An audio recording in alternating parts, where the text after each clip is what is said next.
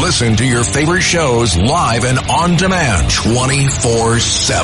Download the 77 WABC mobile app now. Now, on the line, Steve Moore, the man of the hour. What's happening? The markets are going bonkers. What's going on, Steve? Good morning, guys. Well, it is a traumatic morning, and we saw markets plunge over the weekend. Japan had its worst sell-off in 20 years, and it's happening all over the world, led by the NASDAQ. And the question, of course, is why this is happening. Is this just going to be a blip, or is this the start of a financial meltdown? I don't think any of us know the answer right now, but I'm looking at the big board right now, John. The Dow futures are down 1,200 points. 1,200 points? Yeah, that's a big. And on top of the 800 points they lost on Friday. So what's going on here? I mean, I don't think anybody knows for sure, but my best guess is that two things happened. We got that lousy jobs report that you and I talked about on Friday on your show, John, that just showed the economy is really slowing down. It's telling Powell, the Fed chairman, he doesn't know what the heck he's doing. Well, that's true, too. So you got the bad jobs report that showed the economy slowing down. And then I think that you're right. I think the Fed has been a little bit behind the curve here. I think they're going to have to act quickly. You know, right now commodity prices are falling rapidly.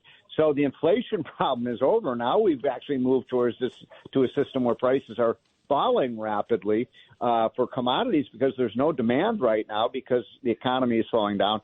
And then the third factor, and this is probably the most controversial thing I'll say, and I'd love your guys' reaction to this, I do think there's a bit of a Kamala crash going on here. You know, over the last 2 weeks, Trump's odds of winning have gone from 62% to 52%, as Kamala has had this crazy honeymoon period where the press is just, you know, she can do no wrong.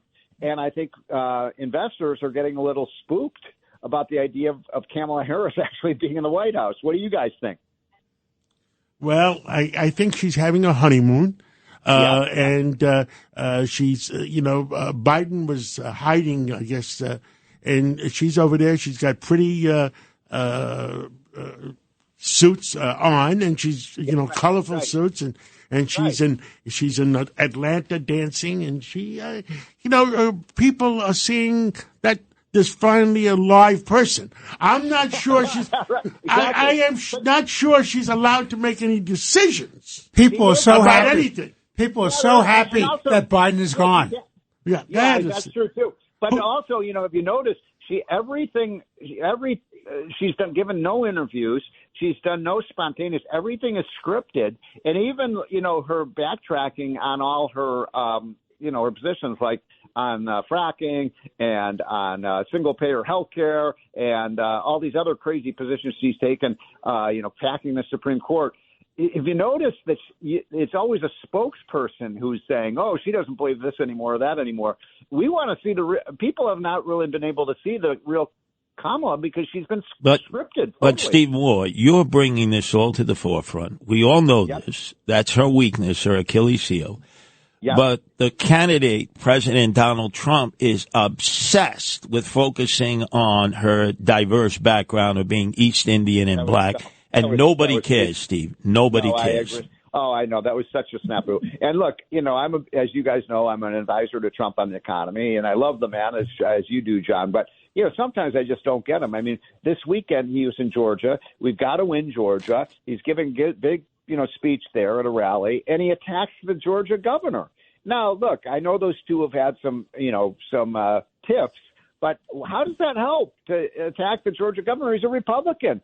Look. And popular.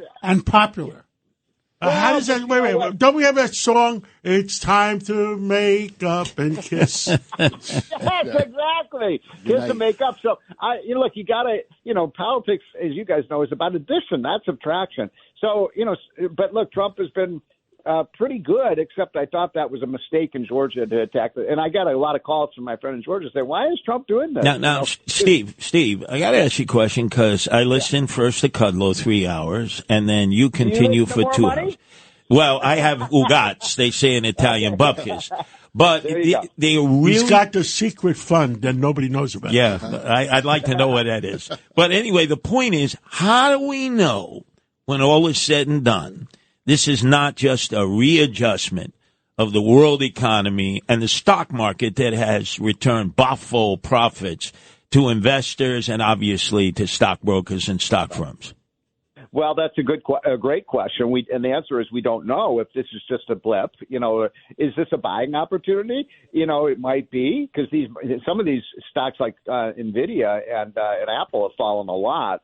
Or is this start of a real kind of a long-term situation, or like we had in you remember what happened in 2008 when the market just completely collapsed and you had the financial crisis. I don't think any of us know the answer right now, but boy, it's off to a spooky start. I mean, 1240, we're down 1240 right now, John, on the Dow. 1,240 points on the Dow. Yeah. What are interest rates doing? They're falling a little bit. They're falling. Originally, I felt that Powell had to drop at a half a point in September. Maybe it should be a full point right away. Well, also maybe they might have. I would advise that they come back, today and say, look, this is an emergency situation. We need to do at least a quarter, and you might be right, a half point, because there is no inflation in the system right now. We lived through that 20% increase in prices, but right now prices are falling, and falling prices can be as bad as rising prices. Steve, prices. For all the people out there, the million people or so are listening to us, know the reason there's inflation even a little bit is because the White House has caused it. Closing down the Suez Canal, closing down the Red Sea is a premium on gasoline of $15 a barrel. So you're paying, the American people are paying for the Houthis. Yes, you've got it exactly right. 100% right, John Catsimatidis. You get your A in economics. That's exactly what. But I'm only honorary chairman because I haven't graduated. I know. I know, but that's what we like about you. You didn't go to college, right? Now, Steve Moore, got to ask you, you're a Chicago boy through and through. Yes, I am. Our Secretary of Treasury is a Brooklyn girl, graduated from a public high school, a very good one, Fort Hamilton High School.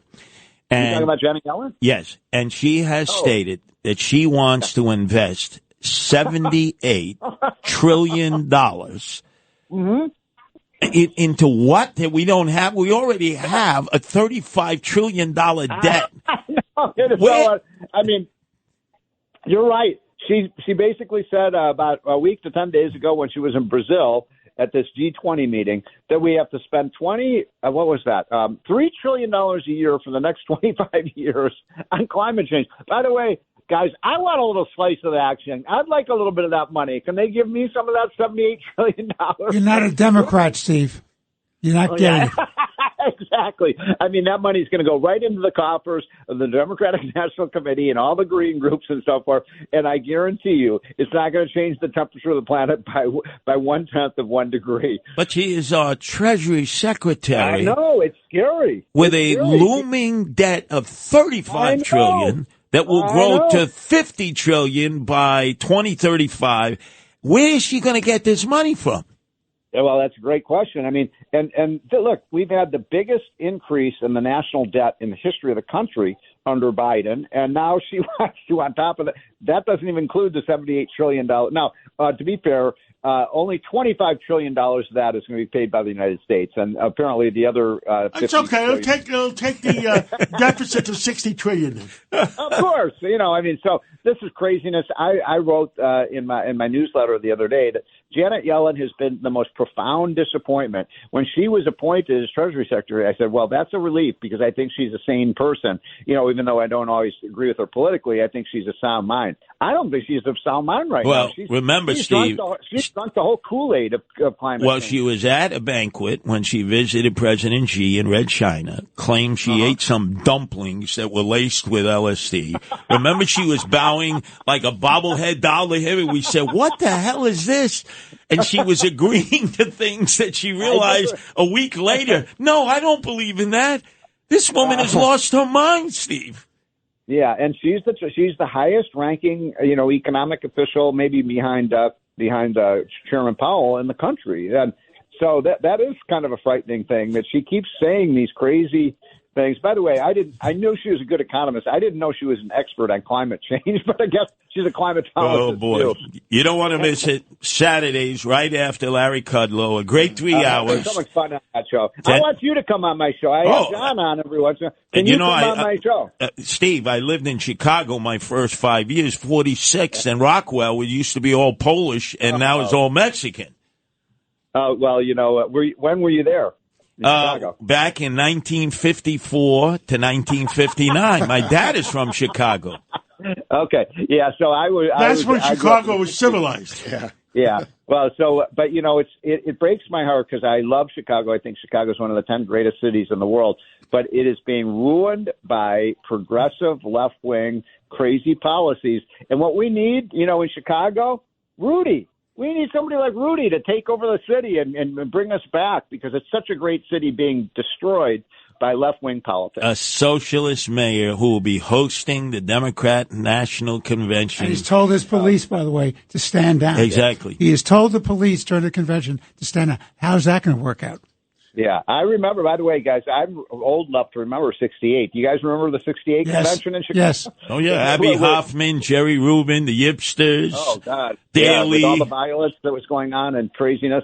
And that was when Mayor Daley, who was somebody who I actually was, the mayor that I actually liked, but he said the police aren't here to stop mayhem. They're here to create mayhem. That's right. I lived right next to them, and they were in Bridgeport, where all the Irish were. There were the stockyards, and then there was 46 in Rockwell. Yeah. Well, back then it was the city that works. Remember that? The city that works. I don't think it's the city that works anymore. And again, this is what they want to do to the whole country. See this? I have a brother in solidarity, Steve Moore, my second city, Chicago. I have Guardian Angels in Chicago. I know all about that city. I know, but you were probably a White Sox fan, and I was a Cubs fan. No, Yankee fan. The Cubs! My God! That's North Shore. That's the elite. That's a high class. Right. South Shore was the beer drinkers and the big boys, the Polish sausages. But anyway, appreciate it. I tell you guys this. The heartbreak of my life was when the Mets beat the Cubs in 1969. We were 68. We're supposed to go to the World Series, and then the Mets go to the World Series and win the World Series. Yeah, you had it, and you gave it up, Steve. The Miracle Mets. Remember them? Yep. Absolutely. Do appreciate it. Steve Moore, you want to listen? He's got an extra hour now on Saturdays after Larry Kudlow, 10 to 1, followed by Steve Moore, 1 to 3.